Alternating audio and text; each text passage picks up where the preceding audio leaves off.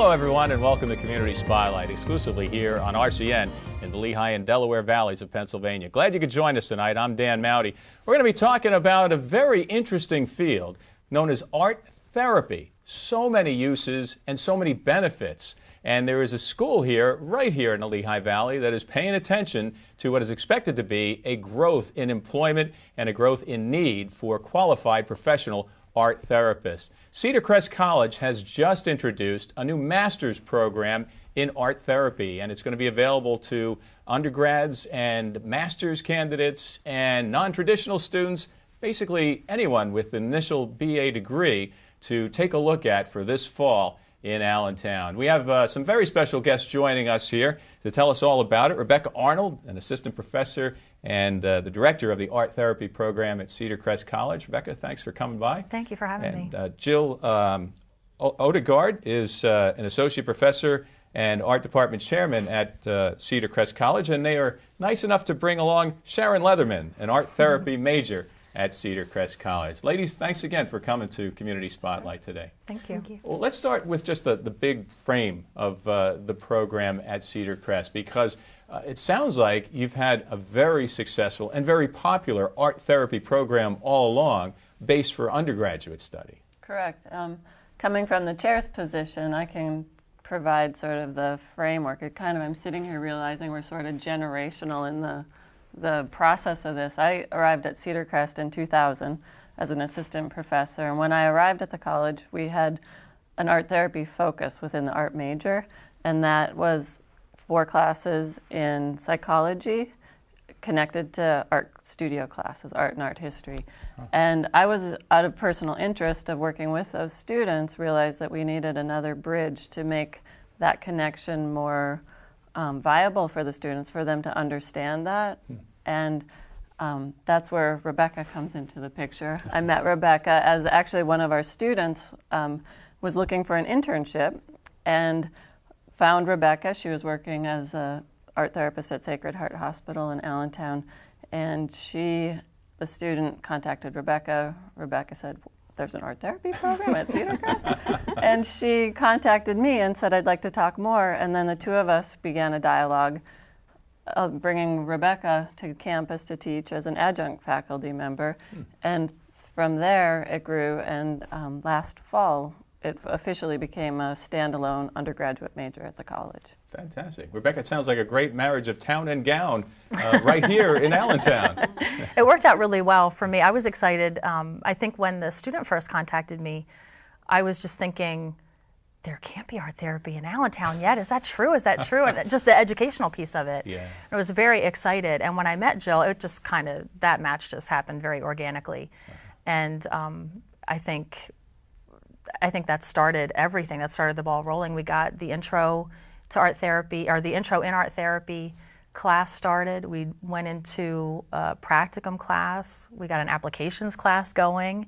And then we said, hey, we have a major. There's a major here. We have all these psych classes, these studio classes, and now this richness of the art therapy classes, we could make this a major.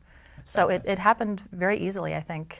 Right. And we had the curriculum in place, but we also had the growing numbers. All of a sudden, we had 10 students who had an interest in a focus to all of a sudden 24 students that were coming, and it's still growing. I think we're at what, 32 undergrads this year. Fabulous. So it's really, I think too, it also speaks, kind of stepping for the lens further back, just the fact that when I started teaching at Cedar Crest, that there was also already this interdisciplinary focus happening at the college, where you're blending departments, psychology and art and business. There's a natural tendency within a liberal arts college to make those connections real. And I think this is it's really a true example of how that can become something. So fantastic timing on the part of the college. Rebecca, I find it interesting that you're giving the college credit for being ahead of the curve. I give Sacred Heart Hospital credit too for seeing that art therapy has a place in a hospital setting. Absolutely. They had a music therapist on staff. When I started there was no art therapist. They had the music therapist on the older adult inpatient unit, and there was a job listing for an art therapist, and I had been working at Kids Peace at the time, and I was ready for the move, and that was, I went in for the interview, and the director of that unit had said, I want an art therapist here. How do I make that happen? Oh. So some good timing. I showed up. I've had good timing all along, it seems. and for having the undergrad program at Cedar Crest right when art therapy really started moving into the headlines in the forefront of undergrads' minds as a viable major. Speaking of that, Sharon, tell us a little bit about your fortunate timing. You are involved in the art therapy program as an undergrad, and I understand that you have been accepted. You'll be a pioneer, in effect, as one of the first master's degree program students at Cedar Crest for this. Yeah, so I actually started in 1998 for my undergraduate work at Cedar Crest.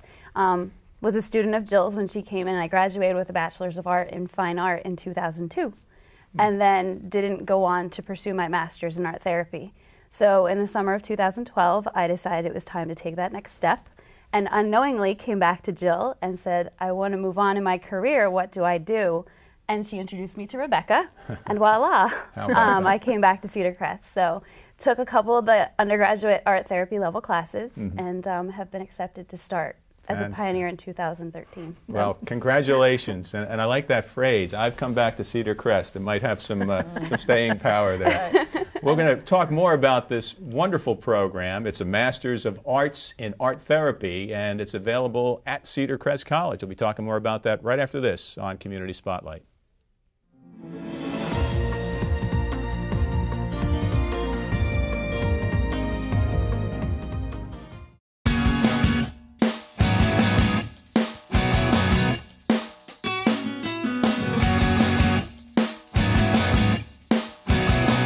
Cedar Crest College has helped women unleash their potential for nearly 150 years, and now it's your turn. We'll shape you into a strong leader. More than 30 majors and minors, and over 50 clubs, activity groups, and athletic programs. See your success unleashed.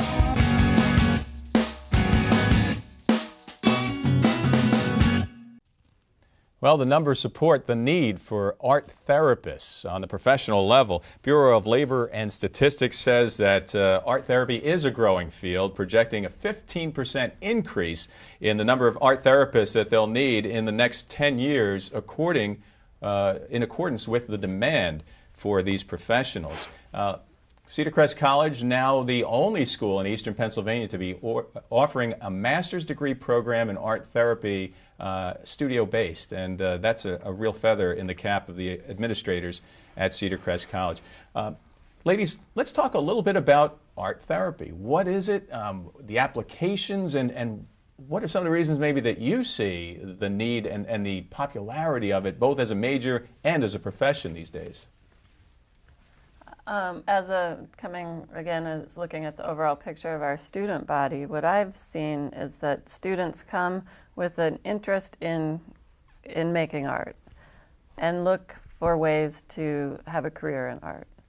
It's not very realistic to think that they would go on and be a studio artist, and there's not a direct career path. And art therapy provides students with that opportunity to see that career path, bringing their creativity, connecting it to a helping profession, and I think that really has become a draw for students. Sort of, aha, there's a place for me now. Yeah. We talked about the hospital setting being a perfect situation for how art therapy can help patients in so many ways. There are many other settings, though, from what I understand, and I myself can think of how wonderful it would be for even like autistic children in a home-based setting or a studio-based setting to be involved with something like this. Yeah, absolutely. There's something beautiful about making art, being creative, creating images as language. And children, especially who are on the autism spectrum, tend to need that other way of communicating. And oftentimes looking at other populations, even someone who's,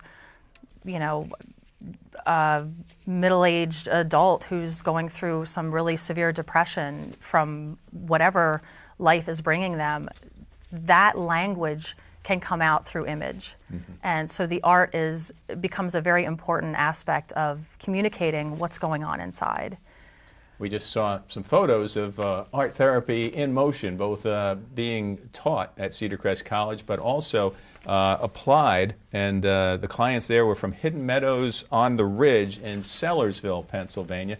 It's kind of nice that you're able to bring this curriculum into the community. It helps the folks that are there. It helps your students as well, I would imagine. Well, and these students are undergraduate students, so they're not actually providing art therapy services because that requires a master's degree. What they're doing is they're experiencing a population that they don't often get to experience.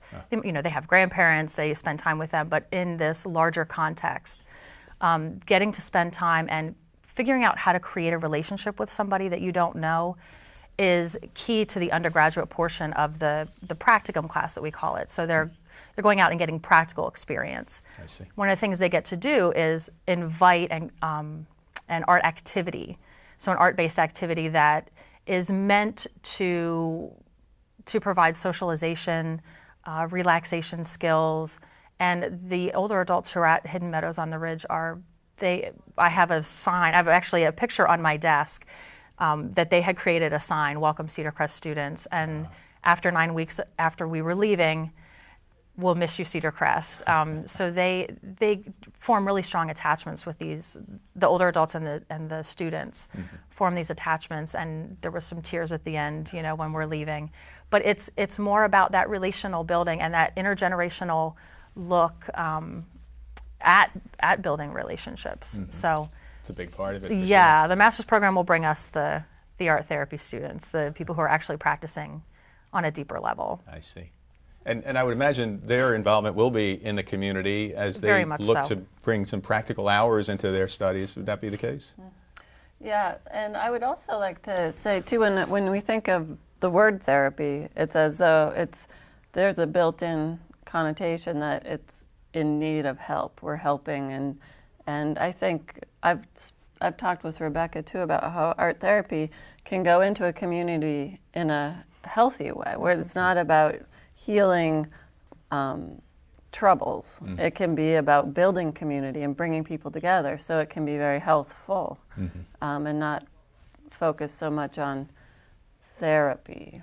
Gotcha. Right? Yeah. It feels therapeutic, right? Because it has that relational, again, I keep saying that word, but it's very important, especially in the field that we're all connected. And art is a nice way I won't even say nice, that seems so simple. Art is a very meaningful way to connect to other people. Creativity. Through being creative, exactly. Accomplishment. I can see a lot of good things coming from, maybe for the first time in decades, diving into some clay with your hands. You know, that's got to be a really great experience. And also one for the therapist or the student to be involved with as well. Sharon, I wanted to ask your opinion on the new space that Cedar Crest has put together, knowing that the master's program was coming, a new studio for art therapy students specifically. I think a new studio space is great. It's dedicated to us.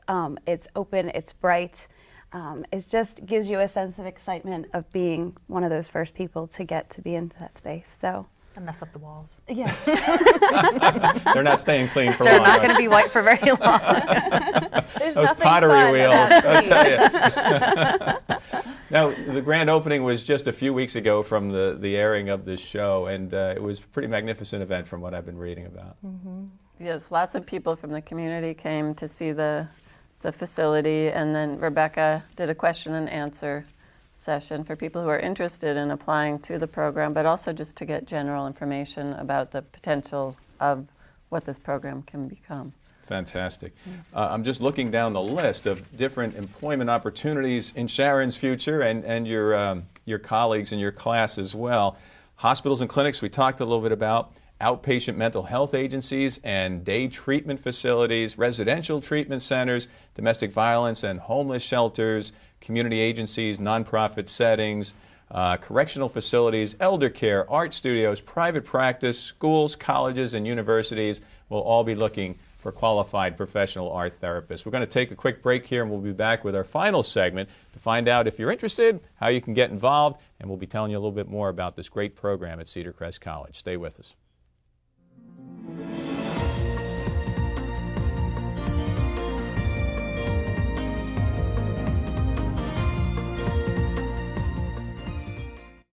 You can balance your career, your family, and finish your degree. At Cedar Crest College's School of Adult and Graduate Education, choose from over 50 degrees and certificates with courses offered evenings, weekends, and online. Apply now at sage.cedarcrest.edu. And welcome back to Community Spotlight. You're looking at some beautiful pieces created by local college students at Cedar Crest College. They have been accepted now into the new Masters of Art degree in Art Therapy program at Cedar Crest College. And we want to give props to Jess Hauser and Mariah Mylod for some great works that they have done as undergrads at Cedar Crest College, as they will be joining Sharon in the brand new Master's program in Art Therapy at Cedar Crest College. We talked a little bit during the break here about the actual benefits of art therapy with the folks that the art therapist is working with, and the process, more so than the end result, seems to be what the whole interaction is all about. Maybe you guys can expand on that. I'm remembering a story of a client that I worked with at Kids Peace, and I think kind of going off that same angle of the communication piece that we were talking about before. She was a 16-year-old, came in, severe depression, not talking to anyone, really kind of closed off. And she came to the art therapy studio and did nothing. She sat with blank paper in front of her and, engaged as minimally as she needed to. And I think about 3 or 4 days of that, so it was almost an entire week of her coming in. And she sat and stayed with the group the entire time, but she just didn't want to do the work. She just didn't have that in her. And some point at the end of the week, she picked up a pencil, just kind of started sketching a little bit. And at first, her work was empty, very significant of how she was feeling. At first, her work was void of life, which is how she was feeling. And so she was representing all of that in this kind of performance piece that she was providing to me as the clinician on staff. And she, in kind of talking more and coming to that space and getting used to what was going on in the space, getting more comfortable, trusting that what she was going to do in there wasn't going to be laughed at. Graded is a big thing. A lot of people come into an art therapy session thinking they're going to be graded because they're used to art education. And just trusting that she was going to be able to do what she needed to, and it would be supported in the studio space. So the 3 weeks that she was there, her last day, she had an entire image created of her future. And she was talking about where she was going to be, what she was going to be doing, what job she was going to have, and her family that, of course, didn't exist at that point yet, but she had a plan, and she was sharing that. So that communication piece was there, and that was a process for her. That became therapeutic. Fantastic. Way above simple arts and crafts that we all kind of grew up with, and the recreation programs that we may have attended. You're seeing significant changes in people with art therapy, it sounds like. And the way we've designed the curriculum for the master's program is that it's based in a studio model. So as the students are learning the applications of art therapy, they're in the process of learning materials that will relate to and open up the clients. We also will allow the student to develop their own sense of art making. So they'll be taking studio classes within the art department with art faculty, and they will also be taking studio classes with art therapy faculty. So they're going to be bridging that part of themselves too, the art maker and the art therapy. Fantastic. Sharon, what were some of the things that kind of struck you as appealing of this master's program, and having seen a little bit of the world in between undergrad and the decision to go on with your education at Cedar Crest College? I made my choice to go into the master's program because I want to help people. I haven't settled into a population that I want to work with. I think taking the intro class with Rebecca and applications most recently, I like the fact that I can still do my own artwork. I can still learn about myself as a person through my artwork, as well as learning what it takes to be an art therapist to help other people.